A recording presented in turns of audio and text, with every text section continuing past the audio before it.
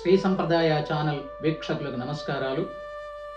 ఈరోజు ధనుర్మాస వ్రతానుష్ఠానంలో 3వ రోజు 3వ పాశుర అనుసంధానం. దరూరి నరసింహాచార్యులు. నీళాతుంగస్తనగిరి తటీ సుప్తముద్బోధ్య కృష్ణం పారార్థ్యం స్వం శృతి శతశిరసిద్ధమధ్యాపయంతి స్వోచ్ఛిష్టాయాం సృజనిగళితం యా బలాత్కృత్య భుంక్తే గోదా తస్యై నమ ఇదమిదం భూయ ఏవాస్తు భూయః. அன்னவயல் புதுவை ஆண்டாளரங்கரர்க் பன்னொத்திருப்பாவை பலுப்பதியம் இன்னிசையாள் பாடிக் கொடுத்தாள் நற்பாமாலை பூமாலை சூடிக் கொடுத்தாளை சொல்லு சூடிக் கொடுத்த சுடற்கொடியே தொல்பாவை பாடி அருளவள்ள பல்வளையாய் நாடினே வேங்கடவர்க்கன்னை விதியென்ற விம்மாற்றம் நாங்கடவா வண்ணமே நல்கு.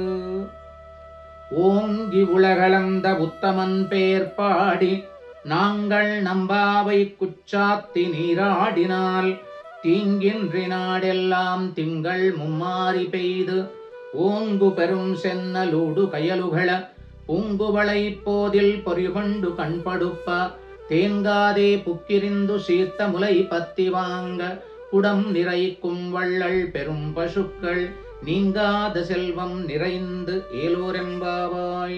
ఆండాళ్ దివ్య తిరువడిగళే శరణం. మనం ఏ కర్మానుష్ఠానం చేసినా సర్వసాధారణంగా ఏవో ఫలములు కోరి చేస్తూ ఉంటారు. నిజమే, స్వర్గమును కోరినటువంటి వాళ్ళు ముఖ్య ఫలంగా జ్యోతిష్ఠోమ యాగము అనేటువంటి ఒక యాగం చేస్తూ ఉంటారు. దానికి కొన్ని అవాంతర ఫలం. స్వర్గమేమో ముఖ్య ఫలం దానికి, ఆ కర్మ చేసినందుకు. తర్వాత ఆయుర్దాయము, దీర్ఘాయుష్షు, తర్వాత మంచి సంపద ఉనగూడడం, ఇవన్నీ కూడా కొన్ని అవాంతర ఫలితములు కూడా వాటికి సిద్ధిస్తాయి. ప్రధాన ఫలితము ఉంటుంది, అవాంతర ఫలితాలు ఉంటాయి. మరి ఏ రకమైన ఫలములు కోరకుండా చేసేటువంటి దివ్యమైనటువంటి తిరుప్పావై ధనుర్మాత వ్రతానుష్ఠానం చేస్తున్నామే, ఇటువంటి ధనుర్మాస వ్రతానుష్ఠానం చేస్తే అసలు ఫలమును వాంఛించి కాదు, ఏ రకమైనటువంటి ఫలములను వాంఛించి చేయడలేదు. నీవు ఏ ఫలములైనా నిష్కామంగా, ఏ ఫలములు వాంఛించకుండా, కర్తృత్వ భోక్తృత్వములు లేకుండా ఈ యొక్క వ్రతానుష్ఠానంలో చెయ్యాలి, చేస్తున్నారు. కాబట్టి అట్లా వ్రతానుష్ఠానం చేస్తే ఆ ఫలము లేకుండా నువ్వు చేస్తున్నావు, కానీ ఫలము లేదని చెప్పలేదు. ఫలం తప్పనిసరి కూడా దానికి ఉండకూడేటువంటి ఆ ప్రధాన ఫలితము భగవంతుని పొందుట, భగవంతుడి కైంకర్యమే పరమ పురుషార్థం కదా. ఆ పరమ పురుషార్థం పరయేనేటువంటి పరమ పురుషార్థము నీవు కోరకుండా చేసినప్పటికీ కూడా ఆ ఫలము కోరకుండా చెయ్యాలి. అలా కోరకుండా చేసినప్పటికీ కూడా ఆ పరమ పురుషార్థం తప్పకుండా సిద్ధిస్తుంది అని అర్థం. పరమ పురుషార్థం అది సిద్ధిస్తుంది. అంతేకాకుండా ఇప్పుడు సాధారణమైనటువంటి స్వర్గాది ఫలం కోరే చేసేటువంటి జ్యోతిష్ఠోమ యాగానికి ప్రధాన ఫలం స్వర్గంతో పాటుగా ఇతర అవాంతర ఫలితాలు ఎలా లభిస్తున్నాయో, అదేవిధంగా ఈ తిరుప్పావి వ్రతానుష్ఠానానికి కూడా ప్రధాన ఫలమైనటువంటి పరై అనేటువంటి పరమ పురుషార్థంతో పాటుగా, అంటే భగవంతుణ్ణి పొందుట, భగవత్ ప్రాప్తి, భగవత్ కైంకర్య ప్రాప్తి అనేటువంటి పరమ పురుషార్థంతో పాటుగా దానికి సంబంధించినటువంటి అవాంతర ఫలితాలు, ఇహలోకంలో కావలసినటువంటి సమస్తమైనటువంటి ఫలితాలు కూడా ఉంటాయని చెప్పని ఈ పాశురంలో అమ్మవారు ఈ 3వ పాశురంలోనే ఫలమును గురించి, ప్రధాన ఫలం ఎలాగూ ఉంటుంది, ప్రధాన ఫలితంతో ఫలమైనటువంటి పరమ పురుషార్థం ఎలాగూ సిద్ధిస్తుంది, ఆ పరమ పురుషార్థంతో పాటుగా నీవు కోరుకున్నటువంటి సమస్తమైన ఇతరమైనటువంటి అవాంతర ఫలితాలు కూడా దీనికి సిద్ధిస్తాయి అని చెప్పని ఈ పాశురంలో చెబుతున్నారు. అంతేకాకుండా ఈ పాశురంలో మొదటి పాశురం పరమపదనాథుణ్ణి, 2వ పాశురం పాలకడల్లో శయనించినటువంటి క్షీరసాగర శయనుణ్ణి వ్యూహ వాసుదేవ తత్వాన్ని పాడితే, ఆ వ్యూహ వాసుదేవ తత్వము నుండి అనేకమైన అవతారాలు వచ్చాయి. అవతారములకందరికీ ప్రధానమైనటువంటి మూల స్థానం ఈ క్షీరసాగర శయనుడే. ఆ వ్యూహ వాసుదేవ తత్వమే అవతారాలన్నీ కూడా మూల కందమైనటువంటిది అని చెబుతారు పెద్దలు. కాబట్టి అటువంటి విభవావతారములకన్నిటికీ మూలకందమైనటువంటి ఈ వ్యూహ వాసుదేవ తత్వం ఇంతకుముందు భాషణంలో చెప్పబడ్డది. ఈ భాషణం లోపల ఆ వ్యూహ వాసుదేవ తత్వం నుండి వచ్చినటువంటి అనేకమైన రామకృష్ణాది అవతారాలు అనుకోండి, వామన త్రివిక్రమావతారాలు అనుకోండి, ఆ అనేకమైనటువంటి విభవావతారములు ఏవైతే ఉన్నాయో ఆ విభవావతారముల లోపల ముఖ్యమైనటువంటి వామన త్రివిక్రమావతారాల్ని ఈ భాషణంలో అమ్మ మనకు చెబుతున్నది. అది ఇక్కడ ప్రధానమైన విషయం. ఇప్పుడు భాషణంలో ప్రవేశిద్దాం. భాషణం యొక్క అర్థాన్ని చెప్పుకుందాం. ఇక్కడ ఎవరి ఓంగి ఉళగళంద ఉత్తమన్ పేర్పాడి అని చెప్పని చెప్తున్నారు. ఓంగి ఉళగళంద ఉత్తమన్, ఓంగి ఆకాశ మధ్యమును చీల్చుకొని పెరిగినటువంటి వామనుడై వచ్చి త్రివిక్రమావతారుడై అన్ని లోకములు పైలోకములన్నీ ఒక పాదం చేత కొలుచుకొని ఆకాశము మధ్యాన్ని దాల్చి చీల్చి పెరిగి ఏం చేశాడు? ఉళగళంద, లోకాలన్నిటిని కూడా పైలోకాలన్నీ ఒకే పాదం చేత కొలుచుకున్నాడు కదా స్వామి త్రివిక్రమావతారుడుగా. అటువంటి దివ్యమైనటువంటి ఆ త్రివిక్రమ దేవుని యొక్క అటువంటి వాడు ఎవరు? ఆయన. ఆ తర్వాత ఆయన ఓంగి ఉళగళంద ఉత్తమన్ అంటే పెరిగి లోకాలన్నీ ఒక శ్రీపాదం చేత కొలుచుకున్నటువంటి అటువంటి త్రివిక్రమ దేవుని యొక్క ఎటువంటి వాడైనా పరముడు, పరమమైనటువంటి నారాయణుడు. ఓంగి ఉళగళంద ఉత్తమన్, ఆయన ఉత్తమన్, పరమన్ అని చెప్పని ఇంతకుముందు భాషణంలో చెప్పింది. ఈ భాషణం లోపల ఉత్తముడు, ఓంగి ఉళగళంద ఉత్తముడు, లోకాలన్నీ కొలుచుకున్నటువంటి త్రివిక్రమ దేవుడే ఉత్తముడు.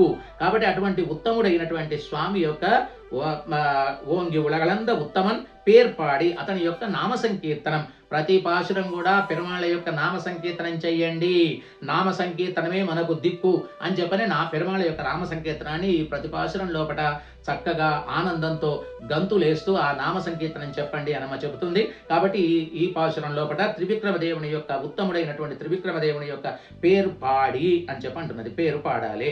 ఆ పాడి నాంగల్ అంటే ఎటువంటి వాడు? ఇంతకుముందే నామని చెప్పండి అర్థం మేము, మాది అని చెబుతుంది అమ్మ.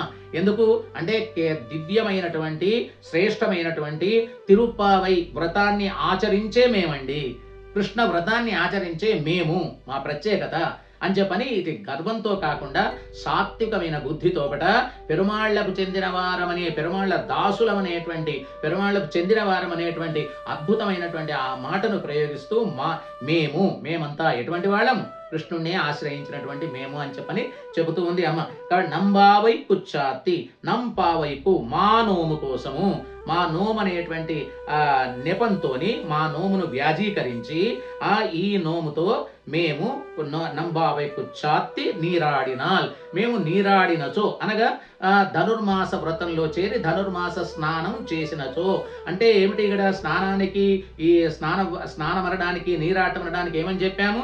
శ్రీకృష్ణ సంశ్లేషమే ఇక్కడ ఏమిటి? నీరాటము, స్నానం చేయడము, స్నాన వ్రతము.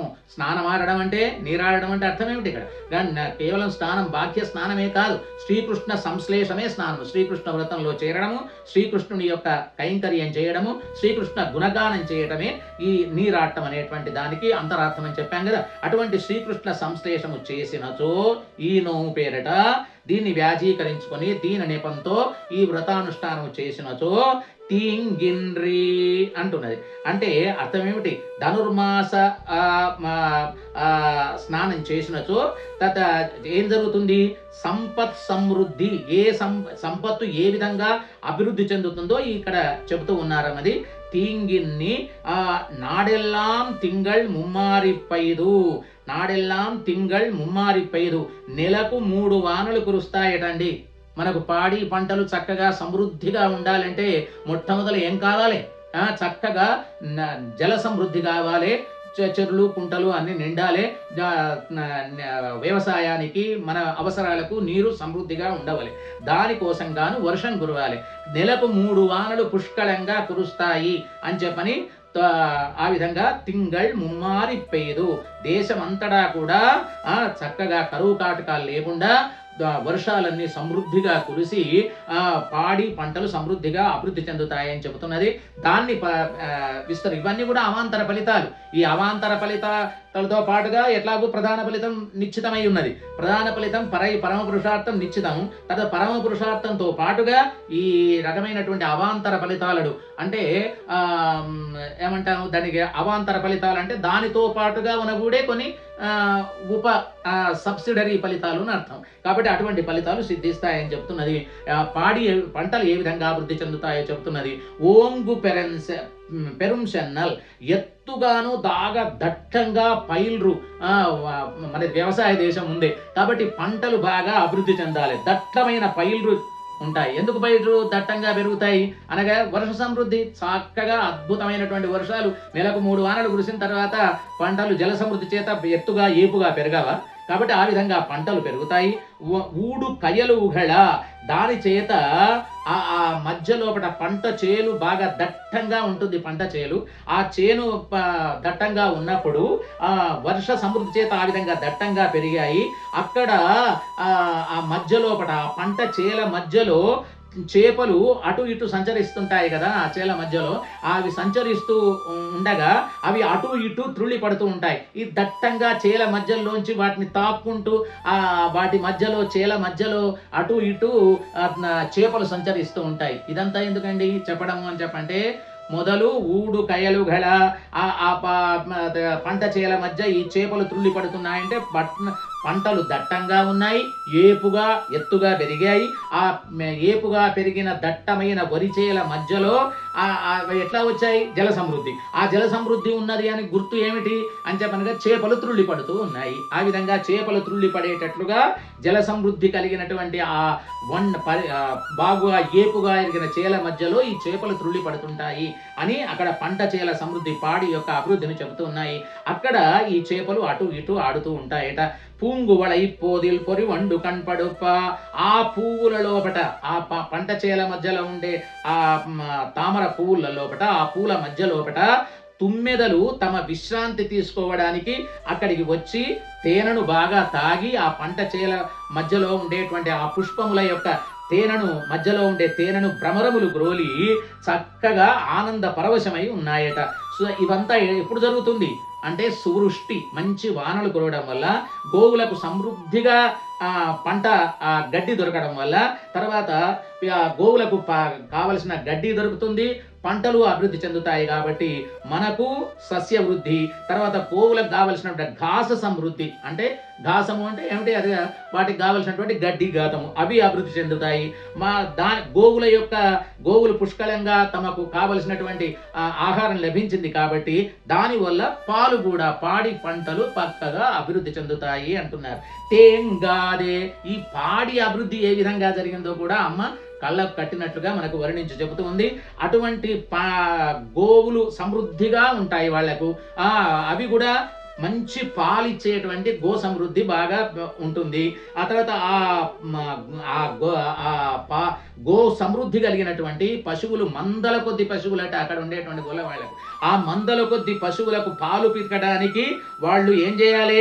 తేంగాదే, పాలు పితకడానికి ఏమాత్రం కూడా భయపడకుండా, అంటే మంచి బలం కావాలి, ధైర్యము కావాలి ఆ పాలు పితకాలంటే. కాబట్టి వాళ్ళు ఆ కొట్టంలో ప్రవేశించి పుక్కిరిందు అంటే గోష్టంలో ఆ గోవుల యొక్క కొట్టంలో ప్రవేశించి శీత ములైపత్తి వాంగా, వాటి యొక్క బలువైనటువంటి ఆ సన్నులను, ఆ గోవు యొక్క సన్నులను చెయ్యి వెయ్యగానే, పిండవలసిన అవసరం లేదు, బాగా బలంగా గట్టిగా పిండాల్సిన అవసరం లేదు, వాటి మీద చెయ్యి వెయ్యగానే ఏమవుతుందట? కుడం నిరైకుం వళ్ళల్ పెరుంబ శుక్కల్, పెట్టిన కుండ, ఏదో పాత్ర, ఆ పాలు పిక్కడానికి పెట్టిన కుండ ఇంత పెట్టావా అనేటువంటిది అవసరమే లేదు. నువ్వు ఎంత పెద్ద పాత్ర పెట్టు, ఏ పాత్ర పెట్టు, ఆ పాత్ర నిండిపోయి పాలు పైనుంచి వస్తున్నాయా, కింది నుంచి కుండలోంచి పైకి వస్తున్నాయా, లేదా పైనుంచి గోవు చనుల నుండి పాలు దీంట్లో పడుతున్నాయా అనేది తెలుసుకోవడానికి వీలు లేకుండా ఆ కుండలను వెంటనే నింపివేస్తాయట. అటువంటి ఉత్తమమైనటువంటి గోవులు పెరుం పశుక్కల్, పెద్ద పశు సంపద అభివృద్ధి చెందుతుంది. పాలను వర్షించేటువంటి, సమృద్ధిగా పాలను ఇచ్చేటువంటి పశువులు బాగా అభివృద్ధి చెందుతాయి, క్షీర సమృద్ధి జరుగుతుంది అని ఈ పాశురం లోపల అమ్మవారు పాడి పంటల వృద్ధి, కరువు కాటకాలు లేకుండా ఉండడము అనేటువంటి ఇటువంటి అవాంతర ఫలితాలు కూడా అన్ని కోరికలు నెరవేరుతాయని అర్థం ఇక్కడ. కాబట్టి ఇటువంటి ఈ కోరికలు ఇహలోకానికి సంబంధించినవి అనుకోండి. కాబట్టి ఇటువంటి ఈ కోరికలు నెరవేరుతాయి, అవాంతర ఫలితాలు, ప్రధాన ఫలితమైనటువంటి భగవంతుడు లభిస్తాడని చెప్పని ఈ పాశురంలో మనకు చెబుతూ ఉన్నారు. ఇక స్వాపదేశంలో కనుక చెప్పినప్పుడు స్వాపదేశార్థంలో ఆచార్య గుణానుభవనకు వచ్చే వాళ్ళారా తొందరగా రండి అని చెప్పని మొదటి ప్రశ్నలో చెప్తే, వచ్చువారులంతా కూడా శాస్త్రాన్ని అధికరించడానికి, శాస్త్రాన్ని చేతిలో పట్టుకొని శాస్త్రాన్ని అంగీకరించి రావలసి ఉంటుందని చెప్పని రెండవ పాటలో చెప్పి, ఆచార్య కులంలో అవగాహింప కోరినచో మనకు మహాఫలములు కావలసినటువంటి గొప్ప ఫలము, ప్రధాన ఫలితము లభిస్తుంది.